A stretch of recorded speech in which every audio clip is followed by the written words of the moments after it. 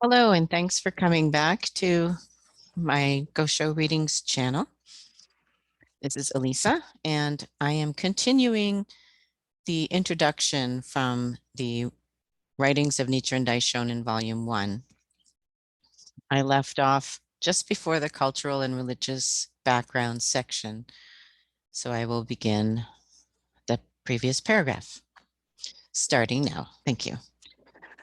Although the Mongols contemplated yet another invasion attempt, they eventually abandoned their ambitions and in 1299 made peace overtures to Japan. But the losses suffered by the Japanese warriors in the conflict had seriously weakened the confidence they placed in the Kamakura shogunate. At the same time, the heavy cost of the defense measures threatened the government's stability. Both these factors hastened the process of the Kamakura shogunate's decline. In the early years of the 14th century, a strong-willed emperor named Go-Daigo came to the throne. Resolved to rule alone and to rid himself of the dominance of the Hojo regents, he made several attempts to overthrow the Kamakura shogunate. His efforts eventually proved successful in 1233, when the warrior leaders supporting him, seized the military headquarters in Kyoto and Kamakura and put an end to the Hojo rule. Cultural and religious background. Japan, at an early stage of its history, was affected by the strong cultural influence of China and Korea. The Japanese adopted the Chinese writing language for their use in keeping government records and writing works of history and philosophy, and utilized the Chinese characters to devise a writing system for their own language. They also, as was noted earlier, introduced much of the Chinese bureaucratic system, setting up a centralized system of government under the supreme authority of the emperor. In such fields as philosophy, art, architecture, medicine, and engineering, the Japanese likewise borrowed heavily from the continent. About the middle of the 6th century, according to traditional accounts, Buddhism was introduced to Japan from Korea. At first, it met with sharp resistance from supporters of the native Shinto faith, but in time gained a foothold among the upper classes. Soon the government was taking an active role in encouraging the new religion, founding temples, welcoming priests from abroad, and sending Japanese priests to the mainland for study. The great city of Nara, capital of the nation from 710 to 784, was famed for its imposing array of temples and the gigantic bronze image of the Buddha Vairochana that was erected by the government in 749.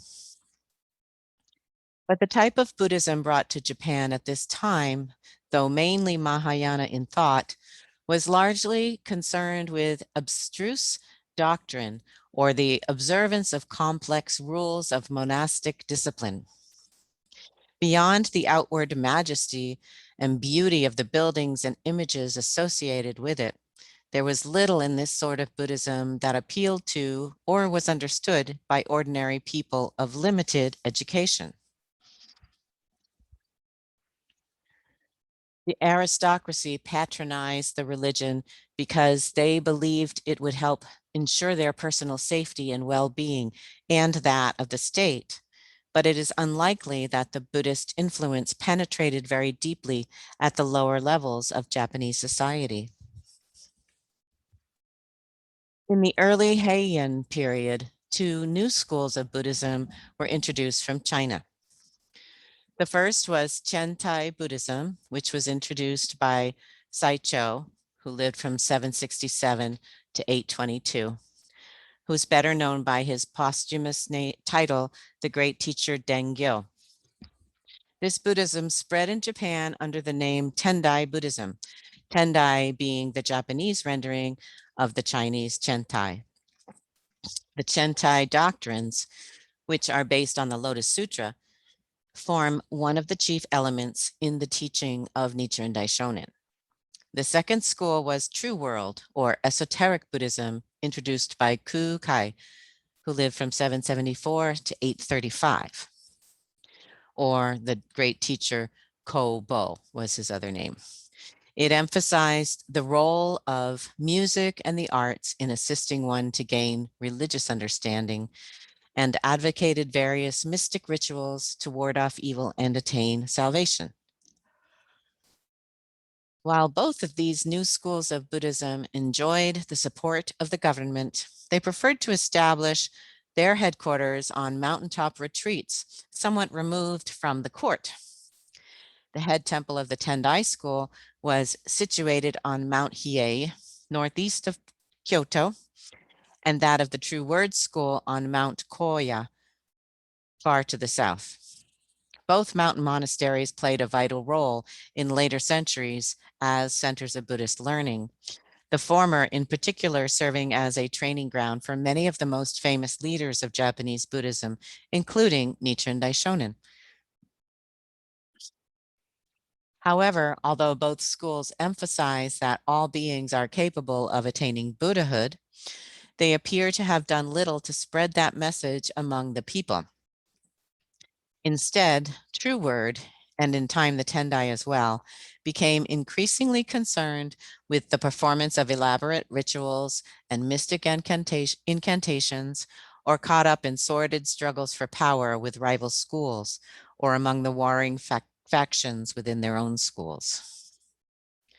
Turning to literature for a moment, it is important to note that the collection of 10,000 Leaves, the great anthology of ancient Japanese poetry compiled toward the close of the Nara period, 710 to 794, is outstanding for its relative simplicity, directness of expression, and sunniness of outlook, as well as for the fact that it included poems from all classes of society. In the succeeding Heian period, however, poetry became almost exclusively the possession of the courtly class and grew increasingly contrived in expression and intellectual in tone. At the same time, both poetry and other literary forms became imbued with an air of melancholy. The beginnings of this pessimistic attitude are already to be glimpsed in Collection of 10,000 Leaves, and are characteristically associated with the Buddhist emphasis upon the impermanent and ever-changing nature of life, a quality known in Japanese as mujo. Buddhism, of course, stresses the element of change in human life in order to rouse people to think seriously about their salvation. Fundamentally, Mahayana Buddhism is anything but pessimistic in outlook. But to the Japanese of the Heian period, particularly in its later trouble-filled years, the great hope held out by the Buddhist religion seemed less real than the inevitability of change, which to them invariably meant change for the worse. Thus, the greatest literary work of the period, the Tale of Genji, which dates from the 11th century, is suffused with a sense of the briefness, uncertainty, and inherent sadness of life. The Japanese of this period had a particular reason for believing that life was fated to be sorrowful and that hopes for salvation were uncertain. Buddhism taught that after the passing of Shakyamuni Buddha, the Buddhist teachings would go through three major periods of change: an age when the law or doctrine would flourish, an age when it would begin to decline, and finally, an age known as the latter day of the law, when the law or doctrine would decline even further and ultimately lose its power of salvation. Although there are different methods of calculating the duration of the three periods, the Japanese believed that they would enter the age of the latter day around the middle of the 11th century. So that's the middle of the 1000 years. 1,900, 1,500, etc. Their expectations seemed to be confirmed at this time by the declining power of the court, unrest in the outlying areas, and other signs of decay in the social order. In earlier times, Japanese Buddhism, particularly the Tendai school, had stressed that it is possible for a person to achieve enlightenment or Buddhahood in this lifetime through his or her own efforts. But there was a widespread feeling that with the arrival of the latter day of the law, such hopes would become unrealistic. In the Tendai monastery at Mount Hiei, a belief arose that in an age of degeneracy, one must look to some outside power as the means of obtaining enlightenment. This belief made faith in the saving power of the Buddha Amida look increasingly attractive. Amida is a Buddha who is said to preside over a paradise known as the Pure Land of Perfect Bliss. As a bodhisattva, he took a vow to save all people who call upon his name and to see that after death, they are reborn to a life of bliss in the far off Pure Land. Practice of offering prayers to Amida was very popular in Chinese Buddhism and was introduced to Japan at an early date. But it was not until Heian times that it became widespread. One may easily see why its appeal was so great. It did not demand that the believer undertake any strenuous religious exercises or abide by strict rules of discipline. All one had to do was to recite the simple formula of praise known as the Nembutsu with sincere faith in order to be assured of salvation. The aristocrats, notably the members of the Fujiwara family, demonstrated their enthusiasm for the worship of Amida by erecting magnificent temples adorned with splendid golden statues of him.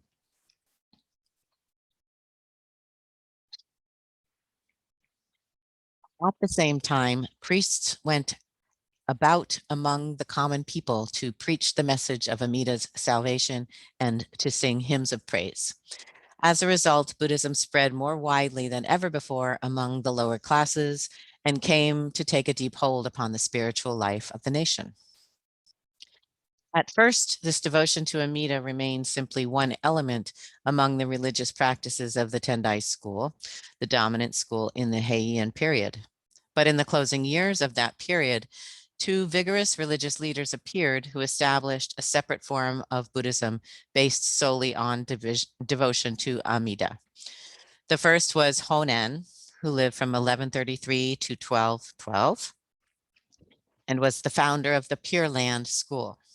The other was Shinran, who lived 1173 to 1262, whose followers in time came to be known as the True Pure Land School. Both men received religious training at Mount Hiei, but were later forced to leave the capital area because of opposition from the older schools of Buddhism. Their teachings in time won a wide following, particularly in rural areas. If the masterpiece of Heian literature is the Tale of Genji, that of the Kamakura period is the historical romance known as the Tale of Heike. The Tale of Genji was written by a woman, Murasaki Shikibu, and deals almost entirely with the lives and romantic intrigues of the court aristocracy. The Tale of Heike, an anonymous work, was probably compiled in the 13th century on the basis of narratives that had been circulated earlier in the oral form by storytellers. It describes in detail the phenomenal rise to power of the Heike, or Taira family, and its overthrow by the Minamoto family. In marked contrast to the Tale of Genji, the work abounds in scenes of conflict and military prowess, is written in a sonorous masculine style, and reflects the interests and ideals of the newly emergent warrior class. There is one way, however, in which it resembles the earlier masterpiece. The Tale of Genji, as we have seen, is dominated by a mood of sadness over the brevity of human life. The same note of melancholy informs the Tale of Heike, sounding in the very first sentences of the work. Indeed, to the Japanese of the time, the dramatic rise and fall of the Taira family was the ultimate symbol of Mujo, the unavoidable transience of worldly glory. As this similarity suggests, the culture of the Kamakura period in one sense marked a sharp break with the past, but in another, a continuation of it. The samurai, as was suitable for a member of a warrior class in a feudal society, attached great importance to simple living, personal daring, and unswerving loyalty to one's lord.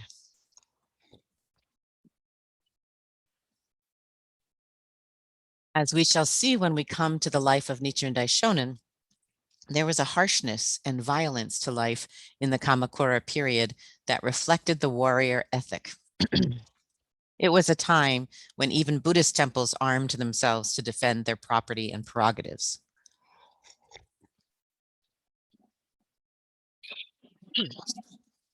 And the necessity to resort to arms seemed a possibility that was never far away. At the same time, the warriors, having little distinct culture of their own, were obliged to look to the members of the old court aristocracy for leadership in matters of higher culture, no matter how they might despise them for their effete ways. The attitude of Kamakura toward Kyoto was thus one of ambiguity. Military leaders wished to remain aloof from the enfeebling and intrigue-filled atmosphere of the capital, but they envied the courtiers their knowledgeability in matters of music, poetry, and artistic taste. It is not surprising to find, therefore, that the heads of the Kamakura shogunate and their wives frequently turned to Kyoto for guidance in questions of art and learning, or welcomed to their city religious and cultural leaders from the capital who could act as mentors in such matters. One of the ways the shogunate officials sought to lend prestige to their city and government was by patronizing a new form of Buddhism known as Zen. Zen was the dominant school of Buddhism in China at this time, and Japanese priests traveled to the mainland to study it and bring its teachings back with them. They attempted to introduce these teachings in Kyoto around the beginning of the 13th century, 1200s, right? The century when Nichiren was born, but met with strong opposition from the established schools of Buddhism. It was natural, therefore, that they should journey to Kamakura, where the older schools exercised less influence, and try to interest the leaders of the military government in their doctrines. The members of the Hojo family and their followers responded with enthusiasm, founding temples for the new school and inviting Chinese Zen masters to come to Kamakura. Doryo, who lived from 1213 to 1278, or Dao Long, whom Nichiren Daishonin refers to frequently, was one such Chinese priest who enjoyed great favor with the Hojo regime. In its basic doctrines, Zen does not differ much from other Mahayana schools of Buddhism, but in contrast to those schools that stress study of the sutras and other sacred writings, or the saving power of some particular Buddha or Bodhisattva, Zen urges the individual to gain enlightenment the way Shakyamuni Buddha gained it, by spending hours in meditation in the lotus posture. Zen thus minimized the importance of learning and called instead for discipline, untiring personal effort, and obedience to the Zen master. It is easy to see why such a doctrine would appeal to members of the warrior class. It assured them they need cope with no difficult doctrinal writings or philosophical subtleties to gain enlightenment. All they needed was the determination and patience to endure long and often painful hours of meditation. This was something any soldier could understand. This then was the state of religious affairs when Nichiren Daishonin began his activities. The older schools of Buddhism centered in Nara and Kyoto enjoyed great power and prestige, though they were morally weakened by factionalism and worldliness. The Pure Land Buddhists, or Nembutsu believers, as Nichiren Daishonin calls them, continued to grow in number, constituting a very important religious element, particularly in the countryside. Zen, though enjoying the patronage of the shogunate in Kamakura and later of the court in Kyoto, was confined mainly to those two cities. One final Buddhist group mentioned by Nichiren Daishonin is the priests of the Precepts school. This school, which enjoins the observation of elaborate precepts or rules of monastic discipline, had been introduced to Japan in the Nara period and enjoyed something of a revival in Kamakura times. The period of Nichiren Daishonin's lifetime was an age when the Japanese, troubled by rapid social changes that they could not fully comprehend, as well as by natural catastrophes and the threat of foreign invasion, were searching for spiritual satisfaction. They attached great importance to religious matters and were prepared to argue vehemently and even to resort to physical force to defend what they regarded as the truth. It was an age far different from the one of religious tolerance or indifference in which we live today. And in order to understand it, we must make a sincere effort to see into the minds and motives of its inhabitants. Note that this was written about 1999, and I seem to see a lot of correlations with that troubled age and the one we're living in now in the early 2020s. That's my 2 cents, and we will move on to the next section, which is the life of Nichiren Daishonin. Nichiren Daishonin was born on the 16th day of the second month, 1222, in the village of Kataomi on the eastern coast of Awa province in present-day Chiba prefecture. His family made their living by fishing. As Nichiren Daishonin said in Letter from Sado, he was, quote, the son of a Chandala family, unquote.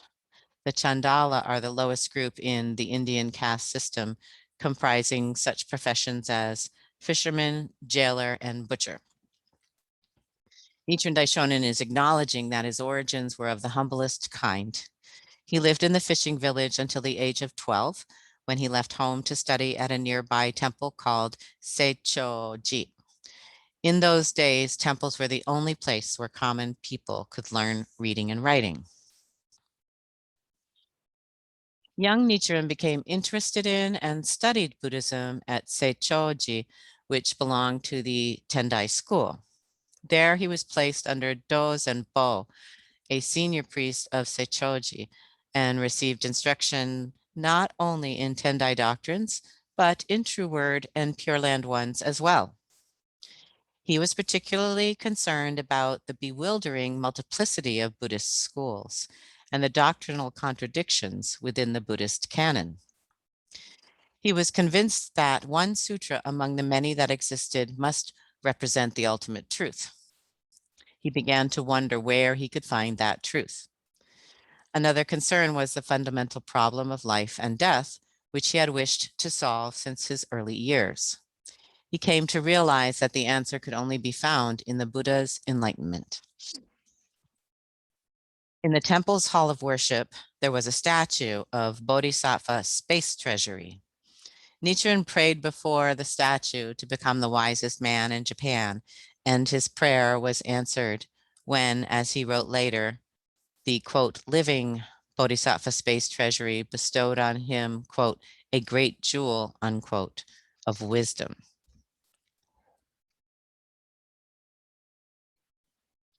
At that moment, he awakened to the ultimate reality of life and the universe.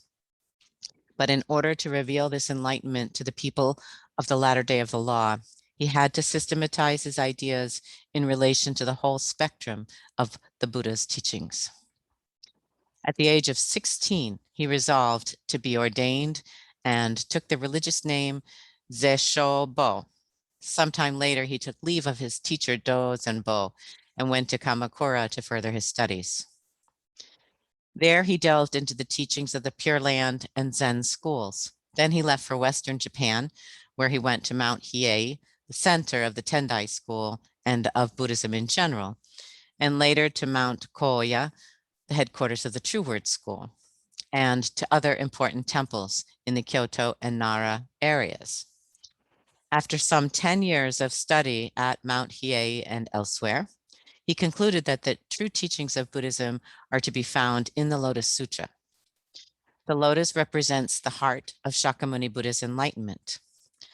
All other sutras are mere expedients leading up to the lotus. Just want to repeat that sentence. The lotus represents the heart of Shakyamuni Buddha's enlightenment. All other sutras are mere expedients leading up to the lotus. He returned to Seichoji in 1253.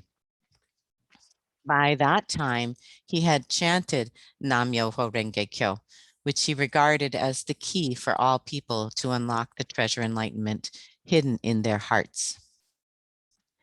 At noon on the 28th day of the 4th month, he propounded his doctrine at the temple in the presence of his teacher and other priests.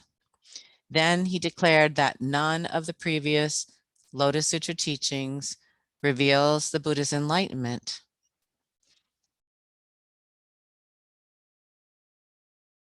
Let me start that again. Then he declared that none of the pre-Lotus Sutra teachings reveals the Buddha's enlightenment, and that all the schools based on those teachings are misguided.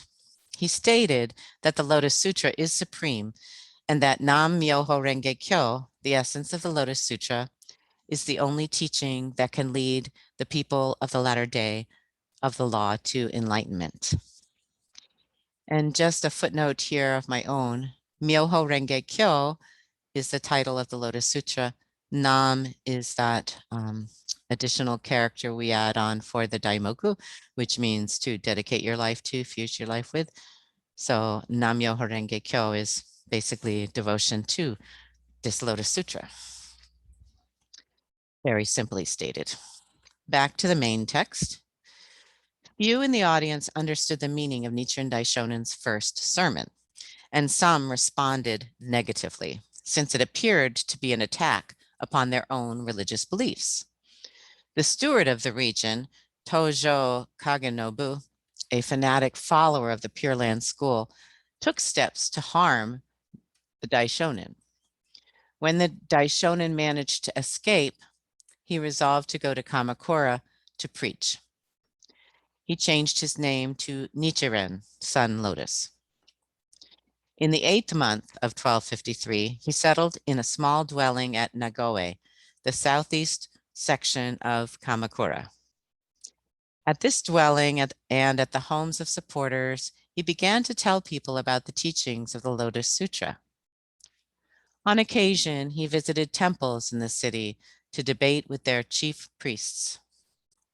He denounced the beliefs of the Pure Land school, which teaches that salvation can be gained merely by invoking the name of Amida Buddha, and also attacked Zen for its rejection of the sutras. His attacks angered not only religious leaders, but government authorities as well, since the latter were in many cases ardent patrons of the Pure Land and Zen schools. Soon he faced fierce opposition, though he continued his efforts to win converts. It was in those early years of propagation that such major disciples as Shijo Kingo, Toki Jonin, and Ikegami Muninaka were converted. Beginning in 1256, Japan suffered a series of calamities. Storms, floods, droughts, earthquakes, and epidemics inflicted great hardship upon the nation. In 1257, a particularly severe earthquake destroyed many temples, government buildings, and homes in Kamakura, while in 1259 and 1260, severe famine and plague ravaged the populace. Nichiren Daishonin believed that the time had come for him to explain the basic cause of these catastrophes. He consulted the Buddhist canon to assemble incontrovertible proof of that cause and wrote a treatise entitled On Establishing the Correct Teaching for the Peace of the Land, also known in Japanese as the Risho Ankokuron. Around that time, he met an acolyte called Hokibo, who was so impressed by the Daishonin that he became his disciple. Later, the Daishonin named him Nikko, and Nikko became his successor. You'll recognize the name from the silent prayers when we offer gratitude to Nikko Shonin. I added that part, that sentence. Back to the main text. The most powerful man in the country was Hojo Tokiyori, a former regent of the Kamakura shogunate who had retired to Samyoji, a Zen temple, but still held power.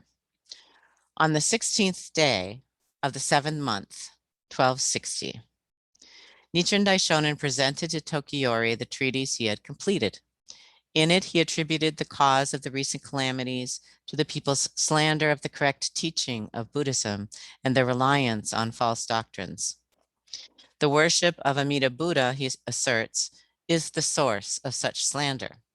The nation will know no relief from suffering unless the people renounce their mistaken beliefs and accept the teachings of the Lotus Sutra.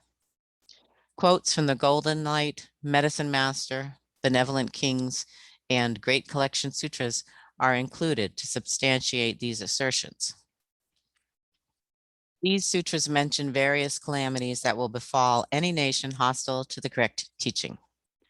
Of the 7 mentioned in the Medicine Master Sutra, 5 had already struck Japan. The Daishonin predicted that if the authorities persist in turning their backs on the correct teaching, the 2 remaining calamities, foreign invasion and internal strife, will strike the nation as well. Tokiyori and the government officials appear to have taken no notice of the treatise. However, when word of its contents reached the followers of the Pure Land school, they were incensed. A band of them swarmed the Daishonin's dwelling, intent on taking his life. This is known as the Matsubagayatsu Persecution. The Daishonin narrowly escaped with a few disciples, but his sense of mission would not allow him to stay away from Kamakura for long. In less than a year, he was back in Kamakura to resume his preaching. The priests of the Pure Land school, alarmed at his success in attracting followers, contrived to have charges brought against him by the Kamakura government. The regent at the time was Hojo Nagatoki, whose father was Shigetoki, a lay priest who built Gokurakuji Temple and a confirmed enemy of the Daishonin.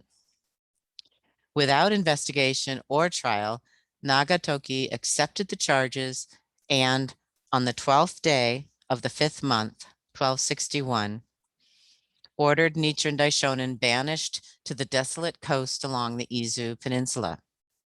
This was the first government persecution suffered by the Daishonin. Izu was a stronghold of the Pure Land school, and exile there clearly placed the Daishonin in great personal danger. Fortunately, however, he was taken in by Funamori no Yasaburo, a local fisherman, and his wife, who treated him with great kindness. Later, he won the favor of Ito Sukemitsu, the steward of the area, who became a believer in his teachings when he successfully prayed for the steward's recovery from illness. In time, the government, apparently at the instigation of the former regent Hojo Tokiyori, issued a pardon, and Nichiren Daishonin returned to Kamakura in the 2nd month of 1263. In the autumn of 1264, Nichiren Daishonin, concerned about his aged mother, returned to his home in Awa. He found his mother critically ill. His father had died earlier, but he prayed for her recovery, and she was able to overcome her illness and live nearly 4 years longer. Unfortunately, word of his return reached the steward Tojo Kagenobu. When the Daishonin and a group of followers set out to visit Kudo, a supporter in the area, they were attacked by Tojo and his men at a place called Matsubara in Tojo. Although the Daishonin escaped death, he received a sword wound on his forehead, and his left hand was broken. This is known as the Komatsubara persecution. If you've ever had a cut on your forehead, boy, those really bleed a lot. So he probably was pretty bloody. Returning to the text. In 1268, the foreign invasion that Nichiren Daishonin had predicted seemed about to materialize. That year, as mentioned earlier, a letter from the Mongols arrived in Kamakura demanding that Japan acknowledge fealty to Kublai Khan. The Japanese leaders realized that the nation faced grave danger. Construction of defensive fortifications was immediately undertaken in Kyushu on the coasts facing Korea, and every temple and shrine in the country was ordered to offer prayers for the defeat of the enemy. Nichiren Daishonin, who had returned to Kamakura, was convinced that it was time for him to act. He sent 11 letters of remonstration to top-ranking officials, including the regent Hojo Tokimune, the deputy chief of military and police affairs, Heino Saimon no Jo, and the two most influential priests in Kamakura at the time, Do Ryu of the Zen school and Ryokan of the True Word Precepts school. These letters briefly restated the declaration made on establishing the correct teaching, the Rishoan Kokuran, that unless the government embraced the correct teaching, the country would suffer the final two disasters predicted in the sutra. All 11 men chose to ignore the warnings. In 1271, the country was troubled by persistent drought. The government, fearful of famine, ordered Ryokan, the well-known and respected chief priest of Gokurakuji Temple, to pray for rain. When Nichiren Daishonin learned of this, he sent a written challenge to Ryokan, offering to become his disciple if the latter succeeded in bringing on rain. If he failed, however, Ryokan was to become the Daishonin's follower. Ryokan accepted the challenge, but in spite of his prayers and those of hundreds of assistant priests, no rain fell. Instead, Kamakura was struck by fierce gales. Ryokan not only did not become a disciple of the Daishonin, but actually began to plot against him in collusion with Heino Saimon no Jo. Ryokan and the Zen priest Do Ryu both headed temples that had been founded by high officials of the Hojo family. Though the founders had died, their wives still exercised strong influence within the government. Ryokan and Do Ryu aroused the anger of these women by telling them that the Daishonin, in his letters of remonstrance, had spoken disrespectfully of their deceased husbands. Eventually, as a result of the machinations of the priests, a list of charges against the Daishonin was submitted to the government. On the 10th day of the 9th month, 1271, Heino Saimon no Jo summoned Nichiren Daishonin to appear in court to answer the charges. This marked the beginning of the second phase of official persecution. The Daishonin refuted false charges and repeated his predictions of foreign invasion and strife within the ruling clan. 2 days after the investigation, Heino Saimon no Jo and his soldiers burst into the Daishonin's dwelling. Though innocent of any wrongdoing, the Daishonin was arrested, and it was decided to banish him to the island of Sado.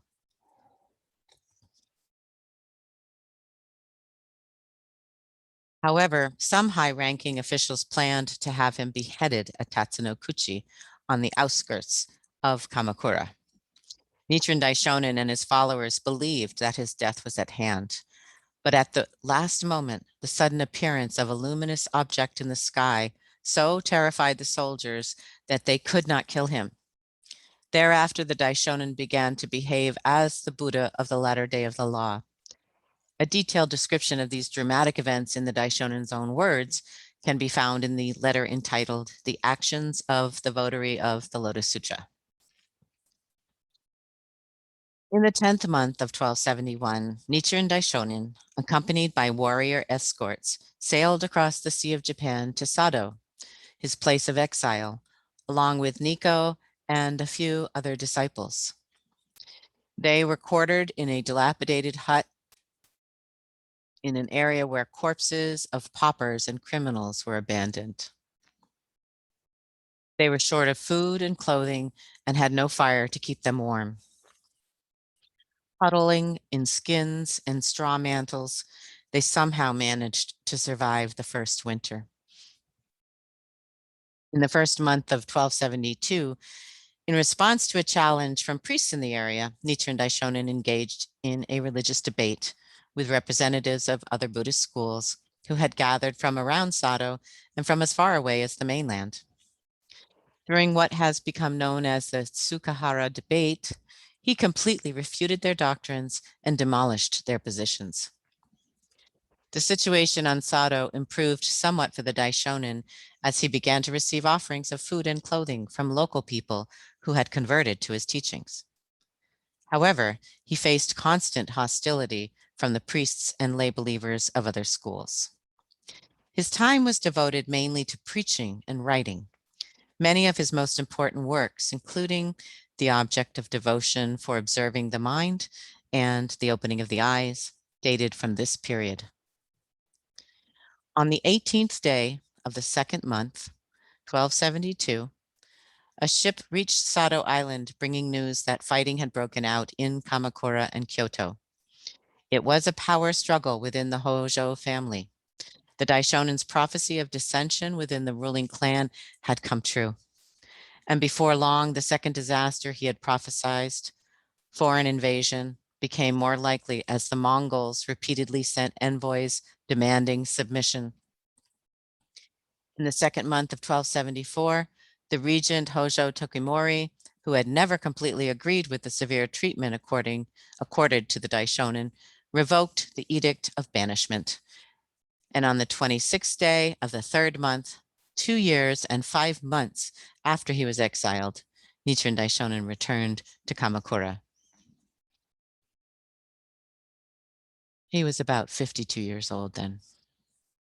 On the 8th day of the 4th month, Nichiren Daishonin was asked to appear before the military tribunal.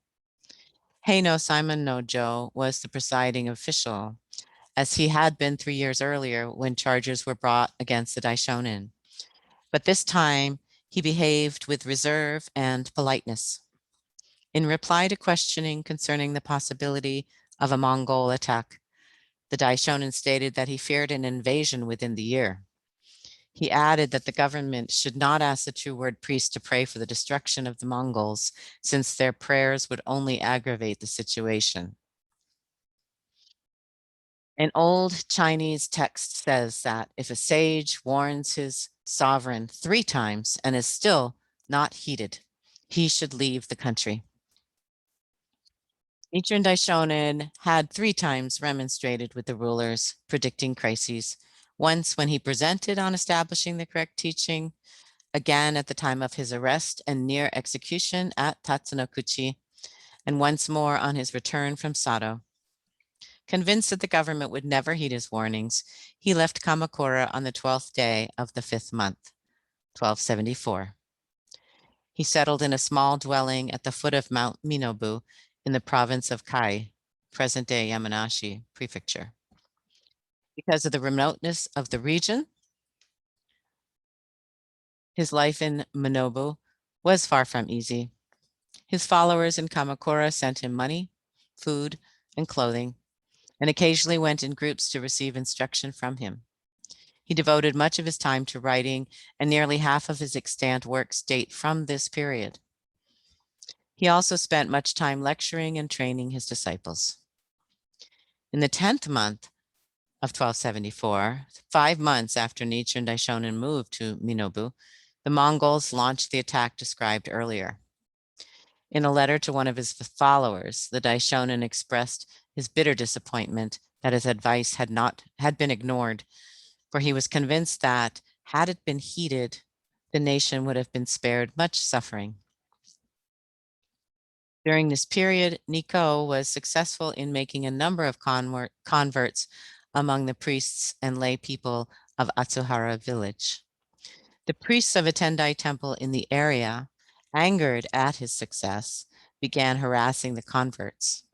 Eventually, they arranged for a band of warriors to attack a number of unarmed farmers of the convert group and arrest them on false charges of thievery.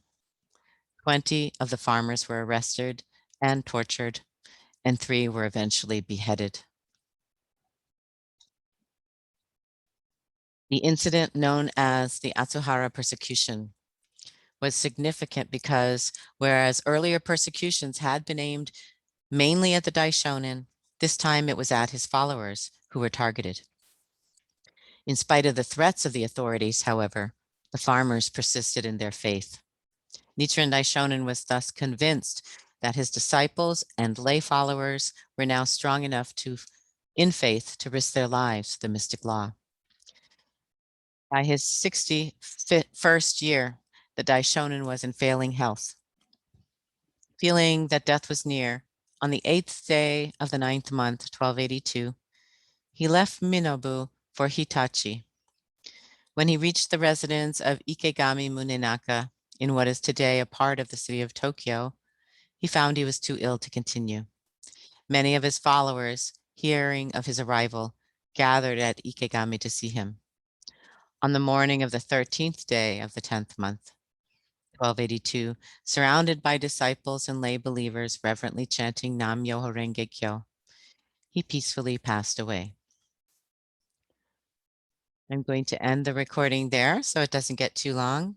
Stay tuned for my next recording, which will cover Nichiren Daishonin's Buddhism, the writings of Nichiren Daishonin, and conclude the introduction. Thank you. And if you enjoyed this reading, if you'd like to hear more or hear the continuation, please hit subscribe and the like button. And thank you very much.